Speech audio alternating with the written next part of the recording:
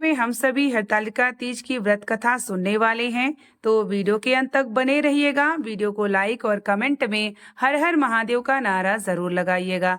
मैं रूही मिश्रा अपने चैनल में आप सभी का स्वागत करती हूँ। हरतालिका तीज व्रत कथा करने से पहले हाथ में चावल, अक्षत और जल लेकर के हमें व्रत कथा पढ़नी चाहिए। बोले, जिन पार्वती जी के घुंघराले केस कल्प वृक्ष के फूलों के ढके हुए हैं और जो सुंदर एवं नए वस्त्रों को धारण करने वाली हैं तथा कपालों की माला में जिसका मस्तक शोभायमान है और दिगंबर रूपधारी शंकर भगवान है, उनको नमस्कार हो। कैलाश पर्वत की सुंदर विशाल चोटी पर विराजमान भगवान शंकर से गौरी जी ने पूछा, हे प्रभु, आप मुझे गुप्त से गुप्त किसी व्रत की कथा सुनाइए। हे स्वामीन, यदि आप मुझ पर प्रसन्न हो तो ऐसा व्रत बताने की कृपा करें जो सभी धर्मों का सार हो और जिसके करने में थोड़ा परिश्रम हो और फल भी विशेष रूप से प्राप्त हो। यह भी बताने की कृपा करें कि मैं आपकी पत्नी किस व्रत के प्रभाव से हुई हूँ। जगत के स्वामीन आदि मध्य अंत में रहित है, आप मेरे पति किस दान अवश्य पुण्य के प्रभाव से हुए हैं। शंकर जी बोले, हे देवी, सुनो, मैं तुमसे वह उत्तम व्रत कहता हूँ जो परम गोपनीय एवं मेरा सर्वस्व है। यह वह व्रत जैसे कि ताराओं में चंद्रमा, ग्रहों में सूर्य, वर्णों में ब्राह्मण, सभी देवताओं में विष्णु, नदियों में जैसे गंगा, पुराणों में महाभारत, वेदों में सामवेद, इंद्रियों में मन जैसे श्रेष्ठ समझे जाते हैं, वैसे ही पुराण एवं वेदों का सर्वस्व इस व्रत के शास्त्रों ने कहा है। उसे एकाग्र मन में श्रवण करो। इसी व्रत के प्रभाव से ही तुमने मेरा अर्धासन प्राप्त किया। तुम मेरी परम प्रिया हो, इसी कारण वह सारा व्रत मैं तुम्हें सुनाता हूँ। भादों का महीना हो, शुक्ल पक्ष की तृतीया तिथि हो, हस्त नक्षत्र हो, उसी दिन इस व्रत को अनुष्ठान से मनुष्यों के सभी पाप भस्मीभूत हो जाते हैं।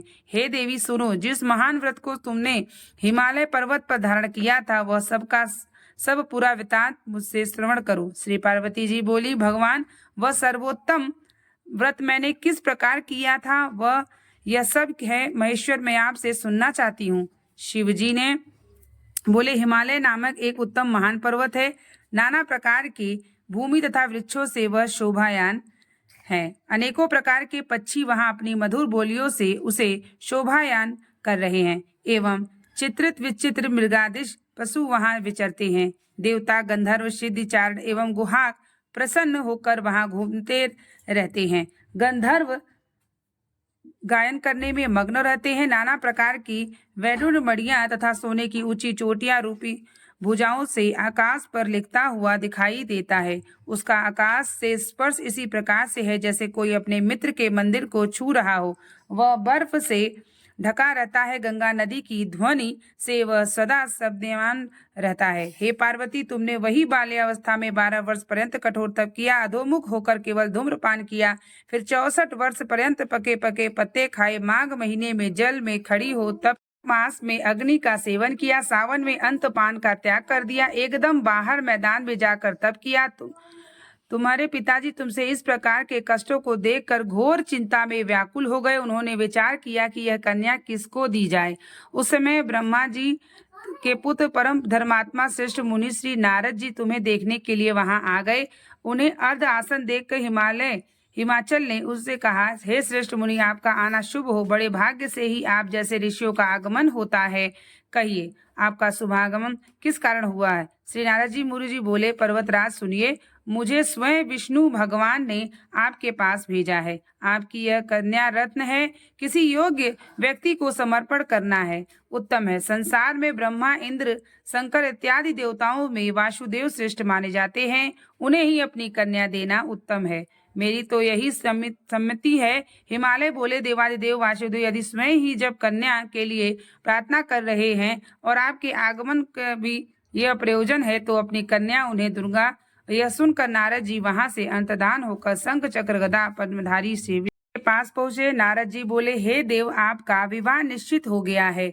इतना कहकर देवर्षि नारद तो चले आए और इधर हिमालय राज ने अपनी पुत्री गौरी से प्रसन्न होकर कहा, हे पुत्री, तुम्हें गरुड़ ध्वज वासुदेव जी के प्रति देने का विचार कर लिया है।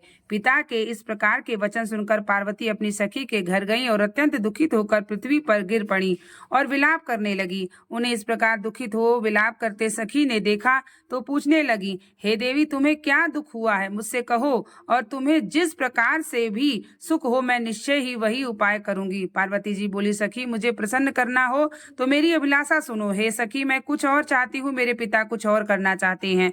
मैं तो अपना पति श्री महादेव जी को वर चुकी हूँ, मेरे पिता इसके विपरीत करना चाहते हैं। इसलिए हे प्यारी सखी, मैं अब अपना देह त्याग कर दूंगी। तब पार्वती के ऐसे वचन सुनकर सखी ने कहा, पार्वती, तुम घबराओ नहीं, हम दोनों यहाँ से निकल कर ऐसे वन में पहुंच जाएंगे जिसे तुम्हारे पिता जान ही नहीं सकेंगे। इस प्रकार आपस में राय करके श्री पार्वती जी को वह घोर वन में ले गई। तब पिता हिमालय राज ने अपनी पुत्री को घर में न देखकर इधर उधर खोज किया, घर घर ढूंढा, किंतु वह न मिली। तो विचार करने लगे, मेरी पुत्री को देव दानव किन्नरों में से कौन ले गया? मैंने नारद के आगे विष्णु जी के प्रति कन्या देने का प्रतिज्ञा क्या दूंगा? इस प्रकार की चिंता करते हुए मूर्छित होकर के गिर पड़े। तब उनकी ऐसी अवस्था सुनकर हाहाकार करते हुए लोग हिमाचल राज के पास पहुंचे और मूर्छा का कारण पूछने लगे। हिमालय बोले, किसी दुष्टा ने मेरी कन्या का अपहरण कर लिया है, अथवा किसी काल सर्प ने उसे काट लिया है, या शीघ्रव्याघ्र ने उसे मार डाला है।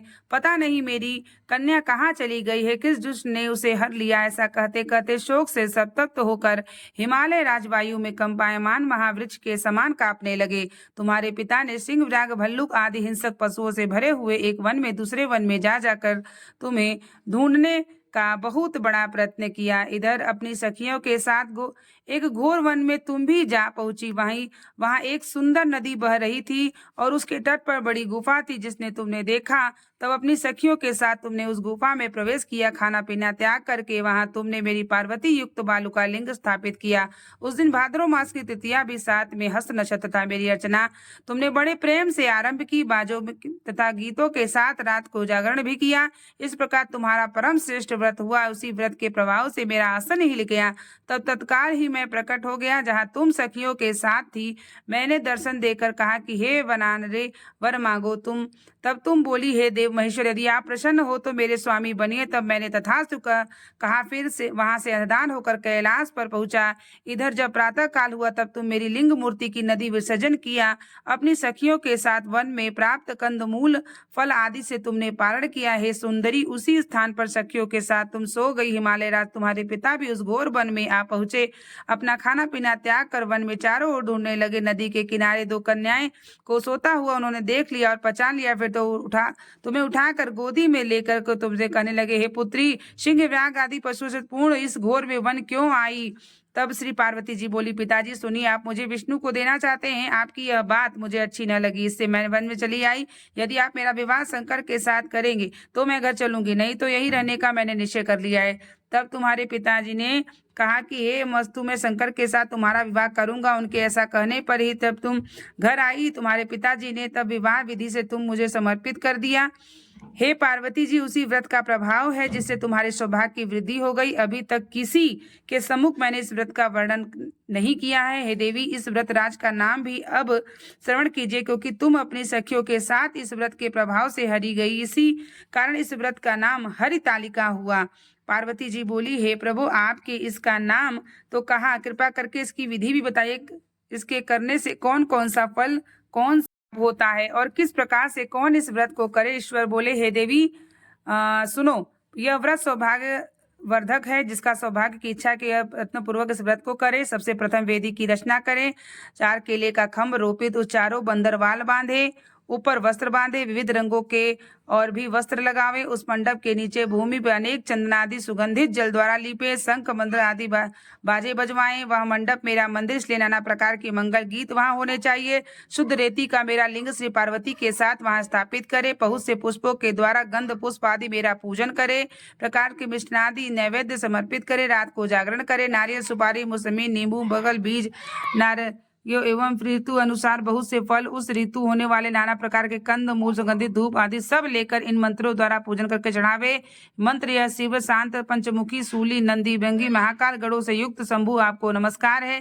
शिवा शिवप्रिया प्रकृति सृष्टि हेतु श्री पार्वती सर्वमंगला रूपा शिव रूपा जगत रूपा आपको नमस्कार है। शिवे नित्य कल्याणकारिणी जगदम्बे शिव स्वरूपे आपको बारंबार नमस्कार है। ब्रह्मचारिणी हो, जगत हो की धात्री शिवानी हो, आपको नमस्कार है। संसार के भय संताप से मेरी रक्षा कीजिए। हे महेश्वरी पार्वती जी, जिस कामना के लिए आपकी पूजा की है हमारी वह कामना पूर्ण कर राज्य सौभाग्य एवं संपत्ति प्रदान करे। शंकर जी बोले, हे देवी, इस मंत्रों का प्रधान प्रार्थनाओं का द्वारा मेरे साथ तुम्हारी पूजा करे, विधि पूर्वक कथा श्रवण करे, फिर बहुत से अन्नदाता का अन्न दान करें, यथाशक्ति वस्त्र स्वर्ण गाय ब्राह्मणों को दे, अन्य ब्राह्मणों को भूयसी दक्षिणा दे, स्त्रियों को भूषण आदि प्रदान करे। हे देवी, जो स्त्री अपने पति के साथ भक्ति युक्त चित्त से सर्वश्रेष्ठ व्रत को सुनती था करती है, उसके सभी पाप नष्ट हो जाते हैं।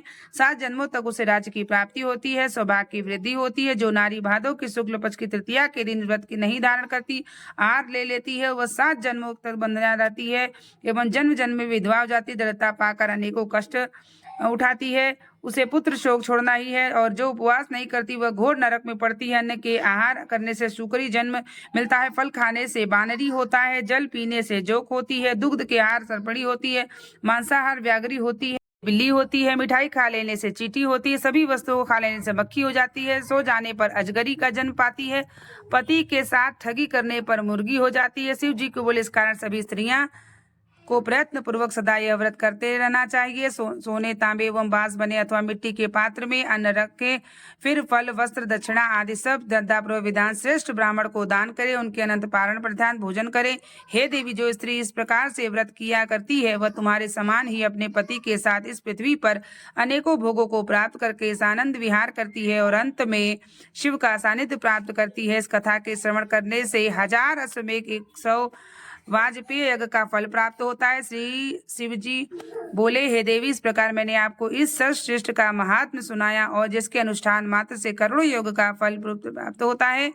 इस प्रकार से आपने हरतालिका तीज व्रत की कथा पढ़ी और इस तरीके से हरतालिका तीज की अब व्रत में भगवान शिव की आरती करनी चाहिए डमरू शंख घंटी से। फिर क्षमा प्रार्थना करनी चाहिए कि हमारी पूजन में कहीं भूल चूक व्रत में गलती हो तो हे महादेव मुझे क्षमा करे और अपने कृपा हमारे अखंड सौभाग्य की वृद्धि करे। हे माँ पार्वती, ऐसा करते हुए अपने व्रत कथा आरती और पूजन को समापन करना चाहिए। हर हर महादेव।